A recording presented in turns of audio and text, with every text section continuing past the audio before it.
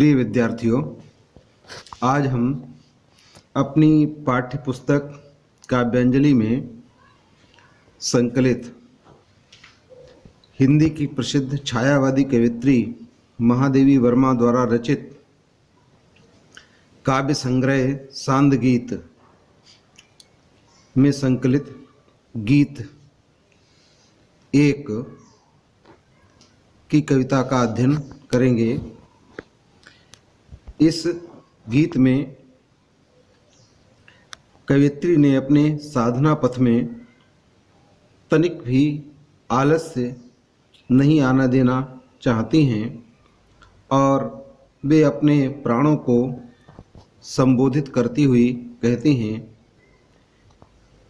चिर सजग आँखें उनींदी आज कैसा व्यस्तवाना, जाग तुझको दूर जाना। वे कहती है, प्राण, निरंतर सजग रहने वाली, निरंतर जागरूक रहने वाली ये आँखें आज उनींदी अर्थात आलस्य से युक्त क्यों हैं, और तुम्हारा ये जो बाना अर्थात वेशभूषा है वह अस्त व्यस्त क्यों है। आज ये आलस करने का समय नहीं है। आलस्य को छोड़कर अब तुम जाग जाओ, क्योंकि तुम्हें बहुत दूर जाना है, तुम्हें अभी बहुत साधना करनी है। इस साधना के मार्ग में अनेक बाधाएं आएंगी। वो कौन कौन सी बाधाएं कवित्री बताती हैं कि अचल हिमगिर के हृदय में आज चाहे कंप होले, या प्रलय के आंसुओं में मौन अलसित व्योम रोले। आज पी आलोक को डोले तिमिर की घोर छाया, जाग या विद्युत शिखाओं में निठर तूफान बोले। पर तुझे है नाश पथ पर चिन्ह अपने छोड़ आना, जाग तुझको दूर जाना, जाग तुझको दूर जाना। कवित्री कहती है कि अचल माने जो चलता नहीं, स्थिर है, कि हिमगिर माने हिमालय, कि आज चाहे स्थिर हिमालय कंपायमान हो जाए, या प्रलय के आंसुओं में मौन अलसित व्योम रोले। व्योम माने आकाश, अथवा आकाश से प्रलय काल की वर्षा होने लगे, अथवा आज भी आलोक को डोले तिमिर की घोर छाया। आलोक माने प्रकाश और तिमिर माने अंधकार, अथवा घनघोर अंधकार प्रकाश को निगल जाए, अथवा जाग या विद्युत शिखाओं में निठुर तूफान बोले। अथवा जो बिजलियां कड़कती हैं कि अर्थात कड़कती हुई बिजलियों से चाहे कितने ही भयंकर तूफान आने लगे, विनाश होने लगे, का ये सभी चीज़ें जितनी बड़ी कि चाहे भूकंप का आना, भयंकर वर्षा का होना, अंधकार छा जाना, बिजलियों का कड़कना, का ये सभी विनाश के चिन्ह हैं। का ऐसे इस विनाश के मार्ग पर तुझे अपने चिन्हों को छोड़ते हुए चलना है, कि पर तुझे है नाश पथ पर चिन्ह अपने छोड़ आना, कि इस विनाश की बेला में भी तुझे अपने इस मार्ग पर अपने चिन्हों को छोड़ते जाना है और निरंतर साधना के पथ पर आगे बढ़ते जाना है। साधना के मार्ग से विचलित नहीं होना है। पुनः कवित्री प्राणों को संबोधित करती हुई कहती है कि हे प्राण, तू अब भी जाग जा, क्योंकि तुझे बहुत अधिक दूर जाना है, क्यों तेरा लक्ष्य अत्यंत दूर है। इन पंक्तियों में भाषा शुद्ध खड़ी बोली है और हिमगिर के हृदय में कंप होना, व्योम का रोना, तिमिर का डोलना, तूफान बोलना आदि के माध्यम से प्रकृति का मानवीकरण किया गया, अर्थात मानवीकरण अलंकार है, वीर रस है, शब्द शक्ति लक्षणा है, ओज गुण है। बांध लेंगे क्या तुझे यह मोम के बंधन सजीले, पंथ की बाधा बनेंगे तितलियों के पर रंगीले। विश्व का क्रंदन भुला देगी मधुप की मधुर गुनगुन, क्या डुबा देंगे तुझे ये फूल के दल ओश गीले। तूने अपनी छाह को अपने लिए कारा बनाना, जाग तुझको दूर जाना, जाग तुझको दूर जाना। बांध लेंगे क्या तुझे ये मोम के बंधन सजीले। मोम का बंधन अर्थात जैसे मोम शीघ्रता से नष्ट हो जाता है, पिघल जाता है, का उसी तरह से जो संसार के आकर्षक बंधन हैं का इनके समान ही तुलना कर दी कवि ने कि बांध लेंगे तुझे ये मोम के बंधन सजीले। कवित्री कहती है कि साधना के मार्ग में अनेक प्रकार की कठिनाइयां आती हैं। क्या मोम के समान शीघ्र ही पिघल जाने वाले अस्थिर किंतु जो संसार के सजीले आकर्षक बंधन हैं, क्या इन बंधनों में बंध करके तू रह जाएगा? क्या इन्हीं में तू फंस करके रह जाएगा? पंथ की बाधा बनेंगे तितलियों के पर रंगीले। जैसे तितलियों के पंख बड़े आकर्षक होते हैं लेकिन उनका अस्तित्व कुछ नहीं। क्या तितलियों के रंगीन पंखों के समान ये जो संसार के रंगीन आकर्षण हैं, क्या तेरे मार्ग की बाधा बन जाएंगे? विश्व का क्रंदन भुला देगी मधु की मधुर गुनगुन। कि भंवरों की मधुर गुंजार, संसार का करुण कंदन, क्रंदन माने होता है दुखी स्वर में रुदन करना, रोना। तो संसार का जो करुण कंदन है अर्थात करुणा भरे जो स्वर में रोना है, क्या वह सुनने से तुझको रोक सकेगी? अर्थात दूसरों के दुख दर्द को देखकर तू खुद स्वयं दुख में डूब जाएगा? क्या तुझे भौरे की मधुर गुंजार सुनाई नहीं पड़ेगी? क्या डुबा देंगे तुझे यह फूल के दल ओस गीले। क्या पुष्पों की पंखुड़ियों पर पड़ी हुई ओस की बूंदों का सौंदर्य तुझे अपने में डुबोकर के साधना के मार्ग से विचलित कर देगा? अर्थात फूल की पंखुड़ियों पर पड़ी हुई ओस की बूंदें बड़ी ही आकर्षक होती हैं। कहीं ऐसा ना हो कि तू उनके सौंदर्य को ही एक स्थान पर खड़ा खड़ा देखता रह जाए, क्योंकि तुझे अपने साधना के मार्ग का ध्यान रखना है कि अत्यंत दूर है, लक्ष्य तेरा अत्यंत दूर है। तो इसी के लिए कवि संबोधित करती कहती है, सावधान करती हुई कहती है कि क्या पुष्पों की पंखुड़ियों पर पड़ी हुई ओस का सौंदर्य तुम्हें अपने में डुबाकर साधना पथ से विचलित कर देगा? अर्थात ऐसा कुछ नहीं होगा कि तूने अपनी छाह को अपने लिए कारा बनाना, जाग तुझको दूर जाना।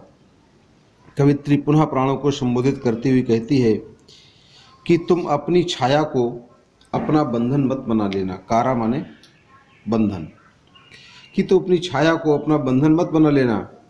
तात्पर्य यह है कि संसार के विविध आकर्षण तो तुम्हारी छाया मात्र हैं, अतः तुम इन आकर्षणों के माया जाल में बंधकर तुम अपने वास्तविक लक्ष्य को मत भूल जाना। हे प्राण, तुम जागो, क्योंकि तुम्हें अभी बहुत दूर जाना है तथा साधना मार्ग के अनेक सोपानों को, अनेक सीढ़ियों को पार करते हुए अपने लक्ष्य को प्राप्त करना है। अतः तुम्हारे लिए आलस्य का कोई काम नहीं है। वज्र का और एक छोटे अश्रुकण में धो गलाया, दे किसे जीवन सुधा दो घूंट मदिरा मांग लाया। सो गई आंधी मलय की बात का उपधान ले क्या, विश्व का अभिशाप क्या चिर नींद बनकर पास आया। अमरता सुत चाहता क्यों मृत्यु को उर में बसाना, जाग तुझको दूर जाना, जाग तुझको दूर जाना। वज्र का उर माने होता है हृदय। अतः जैसे वज्र जो है कठोरता के लिए प्रसिद्ध है, तो कवित्री कहती है कि वज्र के समान तेरा जो कठोर हृदय है वह दूसरों के आंसुओं अर्थात तेरे जो प्रियजन हैं उनके आंसुओं में गल जाएगा क्या? कवित्री कहती है साधक कि वज्र के समान कठोर तेरे हृदय को प्रियजनों के जरा से रोने धोने से ना गला दिया जाए कि कहीं गल तो नहीं जाएगा, पिघल तो नहीं जाएगा। अर्थात तू अपने साधना पथ पर आगे बढ़ने के जो दृढ़ निश्चय है उससे विचलित मत होना। दे किसी जीवन सुधा, दो घूंट मदिरा मांग लाया। कि तेरे भीतर असीम साहस शक्ति विद्यमान थी, किंतु तूने भावनाओं के आवेग में उठे हुए आंसुओं में गलाकर उसको नष्ट कर दिया। अर्थात तू अपनी अमृत रूपी शक्ति और साहस को जीवन साधना में जीवन को छोड़कर मदिरा के समान तुच्छ आलस्य तथा प्रसाद का जीवन कहाँ से सीख गया कि तूने दूसरों को जीवन सुधा प्रदान की और स्वयं के लिए आलस्य ले लिया। क्या ये कार्य तेरे लिए उचित नहीं है? सो गई आंधी मलय की बात का उपधान ले क्या। मलय एक पर्वत है दक्षिण भारत में। उस पर्वत से बहने वाली जो हवा है शीतल भी होती है और सुगंधित भी होती है। वहाँ पर बड़ी मात्रा में चंदन के पेड़ पाए जाते हैं। तो ऐसी हवा में स्वाभाविक रूप से नींद का आना एक जो है कारण हो सकता है। तो उपदान कहते हैं तकिया। तो कवित्री कहती है कि सो गई आंधी मलय की बात क्या उपधान ले क्या। कि जो मलय की आंधी अर्थात तेरे मन में जो कार्य करने की तीव्र इच्छा थी, क्या वह इच्छा तेरी अब समाप्त हो गई? वह तेरा उत्साह समाप्त हो गया कि मलया नील का तकिया लगाकर तेरे उत्साह की जो आंधी थी वह अब क्या समाप्त हो गई है? क्या विश्राम करने लगी है? विश्व का अभिशाप क्या चिर नींद बनकर पास आया। अर्थात संसार के आकर्षण में पड़कर तेरा जो साधना का उत्साह था क्या वह शिथिल पड़ गया है? क्या सांसारिकता और उपभोग के समस्त साधन संसार के तमाम अभिशाप बनकर तुझे आलस्य की नींद में सुलाने के लिए तो नहीं आ गए कि जो संसार के आकर्षण हैं का तू इन्हीं में फंस करके रह गया है? का ये जो आकर्षण है कहीं वही आकर्षण तो तेरे पास आलस्य की नींद सुलाने के लिए तो तेरे पास नहीं आ गए हैं? तो तुझे इस बात को पहचानने की आवश्यकता है, क्योंकि तू उस अमरताशुत अर्थात हे देवपुत्र, कहने का मतलब तू उस अविनाशी परमात्मा का अंश है, इसलिए तू अमर पुत्र है। फिर तू संसार के जन्म मरण के चक्र में स्वयं को फांसना क्यों चाहता है? मृत्यु को उर में बसाना, कि तू मृत्यु को अपने गले से लगाना क्यों चाहता है? इसलिए अपने आप पतन के निमित्त इस संसार को त्याग कर अपने उत्थान के लिए साधना पथ पर आगे बढ़ने के लिए तू सदैव तैयार रहना चाहिए, निरंतर आगे बढ़ता रहना चाहिए। अज्ञान की इस नींद से जाग, क्योंकि तेरा साधना पथ का मार्ग जो अत्यंत लंबा है, अत्यंत दूर है। इसलिए बड़ी सावधानी पूर्वक बड़े उत्साह के साथ इस साधना के पथ पर तो निरंतर आगे बढ़ता चल। कहे न ठंडी सांस में अब भूल वह जलती कहानी, आग हो उर्मे तभी दृग में सजेगा आज पानी। हार भी तेरी बनेगी माननी जय की पताका, क्षणिक राख क्षणिक पतंग की है अमर दीपक की निशानी। है तुझे अंगार शैया पर मृदुल कलियां बिछाना, जाग तुझको दूर जाना, जाग तुझको दूर जाना। कवित्री आत्मा को अपने साधना पथ पर पढ़ते रहने की प्रेरणा देते हुए आत्मबल को जगाने का आह्वान करती है। वह कहती है कि हे मनुष्य, जब तक अपने उद्देश्य की जब अपने मनुष्य अपने उद्देश्य की साधना में लगा रहता है तो उसके सामने अकर्मण्यता, आलस्य सब उसके शत्रु बनकर के खड़े हो जाते हैं। वह कहती है कि तुझे इनसे छुटकारा प्राप्त करके साधना पथ पर निरंतर आगे बढ़ते रहना है।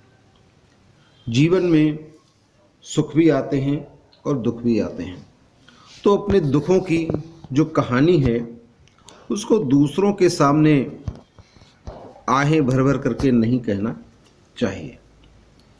कहने का तात्पर्य है, जीवन में दुख भी आता है तथा परिस्थितियों का दारुण आक्रमण भी होता है, परंतु मनुष्य को उन्हें भुलाकर अपने महान लक्ष्य को प्राप्त करने की साधना में निरंतर लगे रहना चाहिए।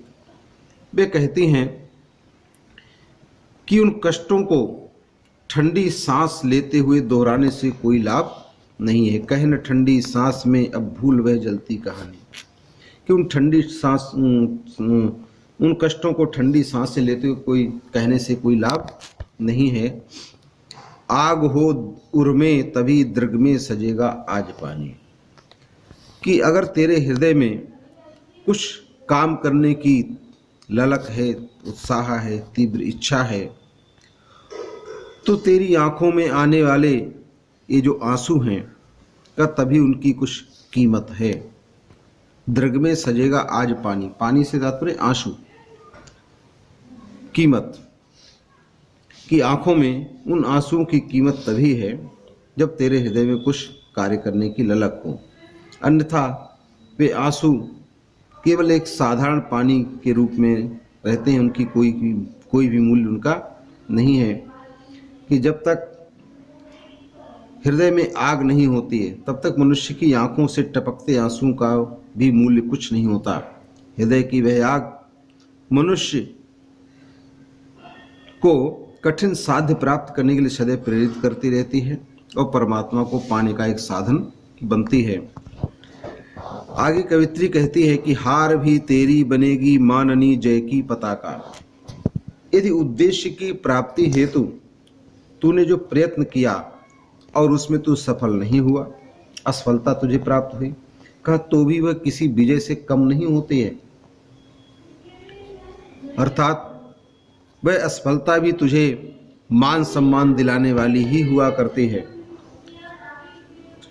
राख क्षणिक पतंग की है अमर दीपक की निशानी।